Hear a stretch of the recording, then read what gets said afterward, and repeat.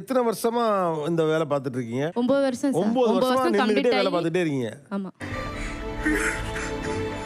இல்ல இப்படி கேட்கவே எனக்கு சங்கடமா தான் இருக்கு. 23 வயசு புள்ள துரு துருன்னு ஓடுற வயசு. நைட்டெல்லாம் வந்து அழுகும். வேணாம் இருந்தாலும் காலையில எந்திரிச்சு போயிடும்.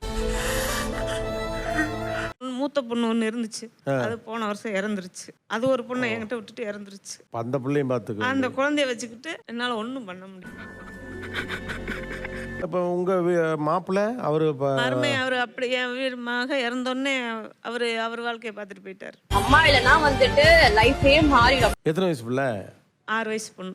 ஸோ இப்போ 6 வயசு பொண்ணை நீங்க தான் பார்த்துக்கணும். அப்போ நீங்க அங்க இருந்தாகணுங்கிற மாதிரி இருக்கு. பிரம்மா எல்லாருக்கும் தலையில நேரா எழுதிருக்கான், எனக்கு கோணலா எழுதிட்டான். அப்போ அந்த ஒரு பிள்ளை சம்பாத்தியம் தான். அதனாலயே அந்த பிள்ளை குடும்பத்துக்காக ரொம்ப கஷ்டப்பட்டுட்டு இருக்கு. உங்களை யார் பாப்பா நான் கட்டி கொடுத்து போயிட்டா. அதிகபட்சம் அந்த காலுக்குன்னு உங்களால என்ன பண்ண முடியுது? சுடு தண்ணி வச்சு ஊற்றி காலுக்கு எண்ணெய் தேய்ச்சி விடுவேன் சார். அதுதான். அப்புறம் வீட்டில் இருந்தாலும் இருக்கிறதுக்கு வழியும் இல்லை. அழுதுகிட்டே காலையில் எந்திரிச்சு போயிடும். ரொம்ப மனசு தூக்கமே வராது அந்த பிள்ளைய நினைச்சாலே. இந்த வயசுல இப்படி கஷ்டப்படுதே அப்படின்னு ரொம்ப கவலையா இருக்கும்.